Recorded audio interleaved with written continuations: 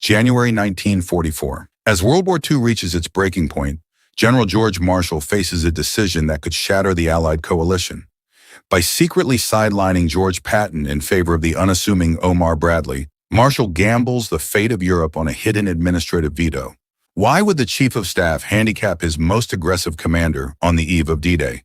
The answer remains buried in declassified secrets, hinting at a disastrous outcome had the old blood and guts persona been allowed to collide with the fragile diplomacy of the Great Crusade. The frost of early 1944 clung to the windows of the War Department in Washington, where General George Marshall sat amidst a mountain of logistics reports and personnel files that would dictate the survival of Western civilization. The global conflict had entered its most precarious phase, and the impending invasion of Fortress Europe, Operation Overlord, required a commander who could navigate the treacherous waters of both the English Channel and the even more volatile egos of the Allied High Command. Marshall understood that while the public clamored for the fire and brimstone of George S. Patton Jr., the cold reality of coalition warfare demanded a different breed of leadership. Declassified memos from this period reveal a chief of staff deeply concerned with the human friction of war, a man who saw the battlefield not just as a map of terrain, but as a delicate ecosystem of personalities, where one wrong word could alienate the British allies and derail the entire liberation of the continent. Marshall's secret veto of Patton was not a sudden impulse, but the culmination of a psychological autopsy conducted over months of Mediterranean campaigning. In the private diaries of Marshall's aides and the encrypted cables sent between Washington and London, we find the tactical mystery of 1944, why the most successful American general of the Sicily campaign was being relegated to a secondary role while his former subordinate, Omar Bradley, ascended to lead the 1st United States Army. Marshall looked at Patton and saw a master of the short game, a cavalier whose raw aggression was unmatched in the pursuit of a retreating enemy, but whose volatility made him a strategic liability in a campaign that required surgical precision and diplomatic grace. The leadership secret held by Marshall was his realization that the invasion of Normandy was as much a political endeavor as it was a military one, and Patton's tendency to speak before thinking had become a threat to the unity of the Great Crusade. The shadow of the 1943 slapping incidents in Sicily loomed large over Marshall's desk, serving as the primary evidence in his silent indictment of Patton's temperament. While the American public largely remained unaware of the depth of Patton's transgressions against his own soldiers, Marshall had processed the Inspector General's reports with a heavy heart, recognizing that a commander who could not control his own impulses could never be trusted to control the massive, multinational machinery of Overlord. Bradley, by contrast, was the Schoolmaster, a man whose steady reliability and lack of theatricality mirrored Marshall's own stoic professionalism. In the eyes of the Chief of Staff, Bradley was the GI's general, a leader who would prioritize the welfare of the common soldier and the cohesion of the Allied front over personal glory or headlines. The friction between raw aggression and the diplomacy required for Operation Neptune, the naval component of the landings, reached a fever pitch as the planning for June 6 intensified. Marshall knew that the British, led by the prickly and deliberate Bernard Montgomery, would react poorly to Patton's flamboyant style and his thinly veiled disdain for their perceived caution. To place Patton at the head of the American forces would have been to invite a clash of titans that the alliance could ill afford during the precarious hours of the beach landings. Marshall's historical enigma was how to utilize Patton's genius without allowing his ego to ignite a firestorm between London and Washington. The solution was a masterstroke of administrative maneuvering, a veto so quiet that even Patton himself initially struggled to grasp the permanence of his displacement. As we examine the declassified command dynamics of early 1944, we see Marshall carefully grooming Bradley to take the mantle of leadership. Bradley was not merely a replacement, he was an intentional choice for a specific type of war, a war of attrition, logistics, and careful coordination. Marshall's memos to Eisenhower emphasized the need for a calm and balanced judgment at the top of the American hierarchy, a direct, albeit silent contrast to the impulsive brilliance of the man currently cooling his heels in the Mediterranean. This shift in the lens of history offers a sophisticated new angle on the internal politics of the Allied High Command, moving beyond the well-worn Patton-Montgomery rivalry to reveal Marshall as the true architect of the human landscape of the war. The quiet veto was a gamble of extraordinary proportions, for Marshall was essentially choosing to leave his most lethal weapon in the sheath during the most critical opening hours of the invasion. If Bradley failed on the bluffs of Omaha Beach, or if the American forces became bogged down in the bocage of Normandy without the aggressive drive that Patton provided, the blood of thousands would be on Marshall's hands. Yet the chief of staff remained resolute, believing that the risk of a Patton-induced diplomatic catastrophe outweighed the potential tactical gains of his battlefield presence. This was the cold calculation of temperament over brilliance, a decision-making process that prioritized the long-term integrity of the Allied coalition over the immediate gratification of a rapid breakthrough. Primary sources, including the personal correspondence of General Dwight D. Eisenhower, show the immense pressure Marshall placed on the Supreme Commander to align with this vision of reliability over brilliance. Eisenhower, who had served as Patton's friend and contemporary, found himself caught in the middle of Marshall's administrative purge. Marshall's instructions were clear. The leadership for Overlord must be temperate, professional, and entirely devoid of the theatrical. This was a mandate for the rise of Bradley, a man who would never wear ivory-handled revolvers or deliver profanity-laced speeches to the troops, but who would instead master the complexities of a 3-million-man army with the precision of a clockmaker. The narrative of D-Day often focuses on the heroism of the paratroopers and the infantrymen, but the silent struggle in the halls of power was equally decisive. Marshall's veto of Patton was a recognition that the Great Crusade could not be won by a single hero, but only by a disciplined and united team. By utilizing archival memos to explain the Marshall-Bradley-Patton triangle, we deconstruct the human friction that defines high-level strategic decisions. Patton's volatility had become a liability that no amount of tactical genius could offset, forcing Marshall to favor the steady reliability of a man who understood that in modern, industrialized warfare, the general's primary duty is to be the stable center of a chaotic storm. As the winter of 1944 turned to spring, Patton's exclusion from the initial invasion force became a cornerstone of the Allied deception plan, known as Operation Fortitude. Marshall's veto had a dual purpose. While Bradley prepared the real invasion force, Patton was placed in command of the fictional 1st United States Army Group, FUSAG, in southeast England. The Germans, convinced that Patton would naturally lead any major American offensive, focused their attention and their panzer divisions on the Pas-de-Calais, waiting for the general they feared most. Marshall had turned his problem child into a phantom menace, using Patton's reputation for aggression to paralyze the German high command, while Bradley's forces prepared to strike the actual target in Normandy. The logistical friction of 1944 was immense, and Marshall's declassified reports highlight how much he valued Bradley's ability to manage the supply chains and the massive movement of men and material. Patton, for all his brilliance in the field, was often seen by the War Department as a commander who outran his supplies and ignored the boring aspects of warfare that ultimately win long-term campaigns. Bradley's background as a schoolmaster meant he respected the curriculum of war, the transport, the fuel, the ammunition, and this technical precision was exactly what Marshall required for the precarious foothold on the European continent. The shadow veto was therefore also a logistical decision, a choice to favor the general who would keep the machines of war running smoothly. Internal political pressure on Marshall was significant. There were members of Congress and the press who wondered why the hero of Sicily was being sidelined. Marshall, however, maintained a stony silence, protecting the integrity of his command decisions from the winds of public opinion. He understood that the existential cost of a tactical pivot in Normandy would be catastrophic if the leadership was not unified. If Patton had been in command and had ignored an order to coordinate with the British, or if he had provoked a public scandal during the invasion, the political fallout could have forced a change in the Allied leadership at the worst possible moment. Marshall's veto was a preemptive strike against chaos. The thematic shift from Patton versus Montgomery to Marshall's management offers a fresh perspective on the Great Crusade.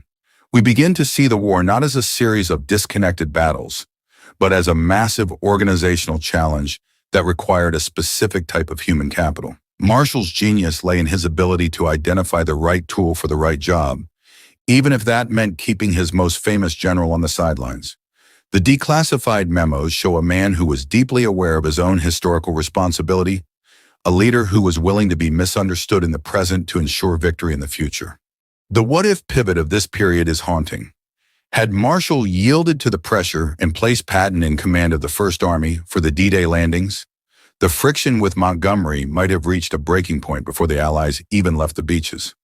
A Patton-led landing might have been more aggressive, but it also might have been more reckless, potentially leading to a fragmentation of the Allied front if the American and British forces failed to synchronize their movements. Marshall's quiet veto ensured that the initial invasion would be handled by a man whose ego was entirely subservient to the mission, providing the stability necessary for the Allied bridgehead to survive its most vulnerable hours. In the private memoirs of the officers who served under both men, a clear picture emerges of the difference in leadership styles that Marshall was weighing. Bradley's command post was a place of quiet analysis and professional deliberation. Patton's was a place of high drama and electric tension. For the Great Crusade, Marshall chose the analyst over the dramatist. This choice would eventually allow Patton to have his moment of glory during the breakout of Operation Cobra, but only after Bradley had meticulously laid the groundwork. Marshall's veto was not a lifetime ban, but a strategic delay, a realization that Patton was a finisher, not an opener. The first act of this historical drama concludes with the Allies poised on the edge of the English Channel, the command structure finalized, and the secret veto in full effect. Marshall had successfully navigated the most complex leadership dilemma of the war, placing the fate of the Western world in the hands of Omar Bradley, while keeping George Patton as a powerful but controlled weapon in reserve. The mystery of why the best tactical general was not chosen for the biggest battle is solved through the lens of organizational psychology. Marshall didn't need a hero for D-Day. He needed a professional, and in Bradley he found the perfect reflection of his own disciplined vision for victory. The decision had been finalized in the damp, smoke-filled rooms of London's COSAC headquarters, where the blueprints for Operation Overlord were being etched into history. As the calendar turned toward the fateful spring of 1944, the quiet veto began to manifest in the very fabric of the Allied troop movements. While the world watched the headlines, George Marshall was monitoring the leadership secret that would keep the Germans guessing until the very end. The transition of power from Patton to Bradley was not just a change in personnel. It was a fundamental shift in how the United States intended to conduct the liberation of Europe.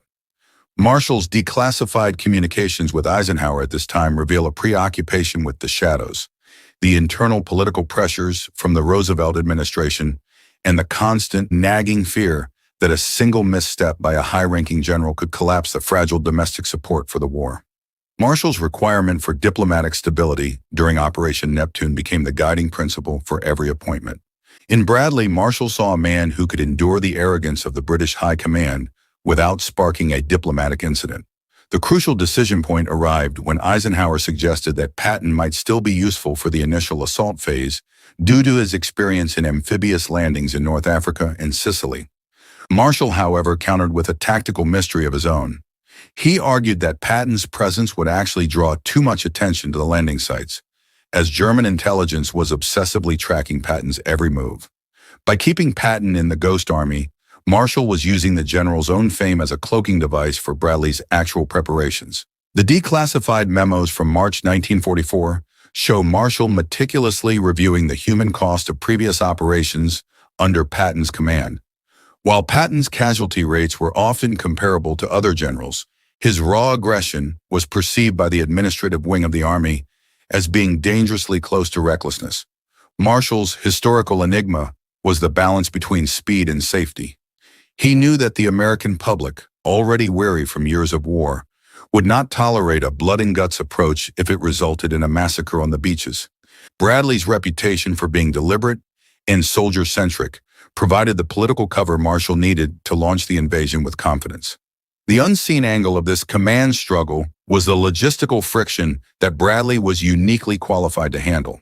The invasion of Normandy required the movement of millions of tons of fuel, food, and ammunition across a single body of water.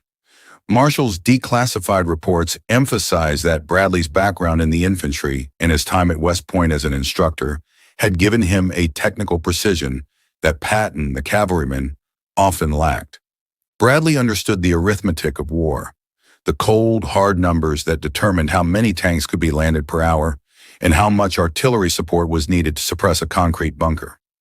Marshall vetoed the artist of war in favor of the engineer of war.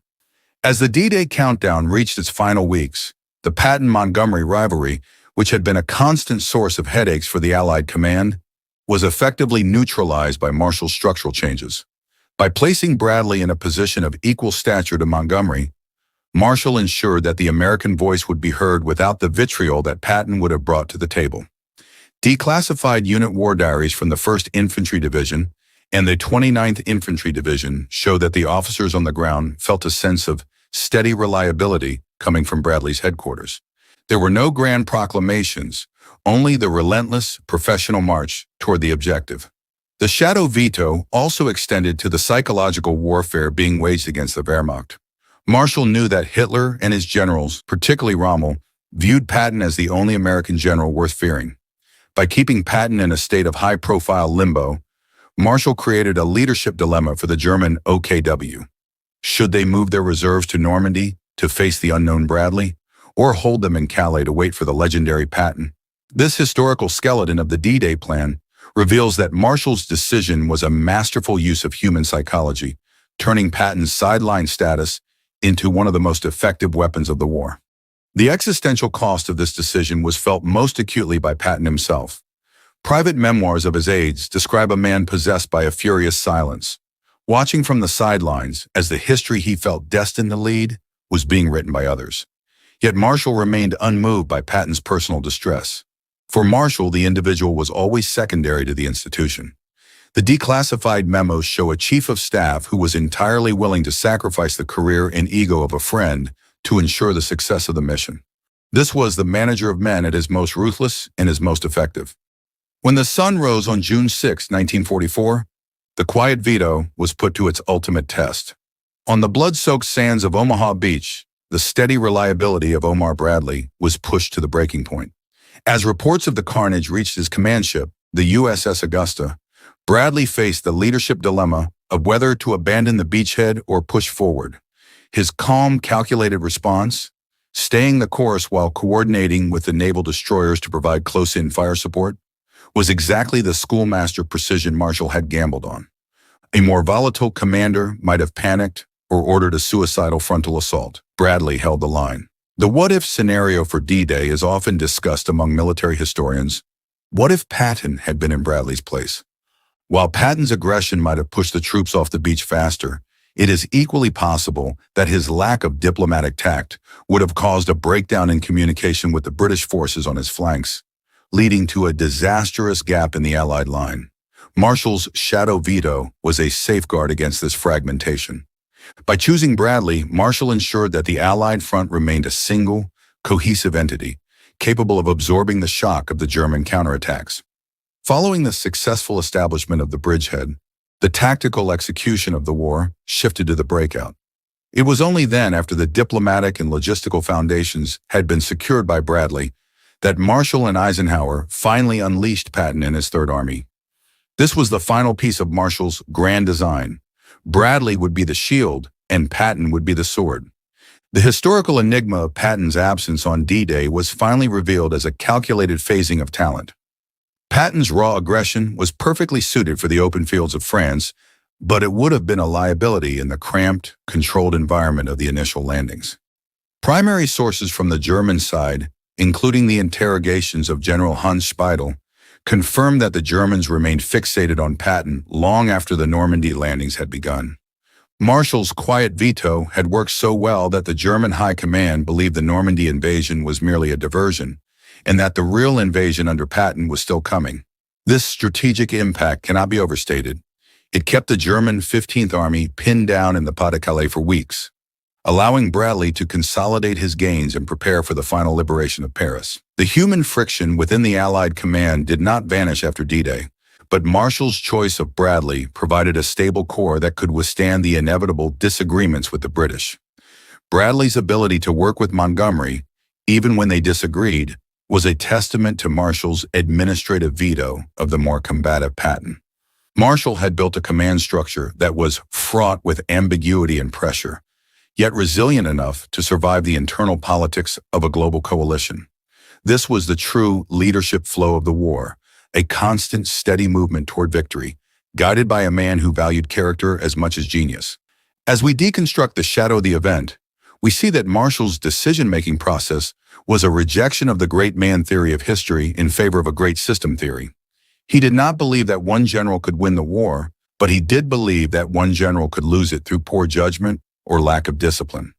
The declassified memos from the end of 1944 show Marshall expressing his profound satisfaction with Bradley's performance, reinforcing his belief that reliability over brilliance was the correct doctrine for the American Army. The legacy of the Marshall-Bradley-Patton triangle remains one of the most sophisticated case studies in military leadership. It reveals the internal political pressure that top-level commanders must navigate, and the existential cost of decisions that prioritize the collective over the individual. Marshall's veto of Patton was not an act of malice, but an act of stewardship, a commitment to the Great Crusade that required the suppression of his most brilliant but most broken tool. It offers a fresh perspective on the war, showing that the most important battles are often fought in the quiet offices of the architects of war, long before the first shot is fired. The tactical mystery of why Patton was sidelined for D-Day is ultimately a story of the logic of reliability. In the final analysis, Marshall's quiet calculation of temperament over brilliance proved to be the decisive factor in the success of Operation Overlord. Bradley provided the steady hand, the diplomatic bridge, and the logistical precision that the invasion demanded. Patton provided the phantom threat that paralyzed the enemy and the rapid pursuit that eventually broke them.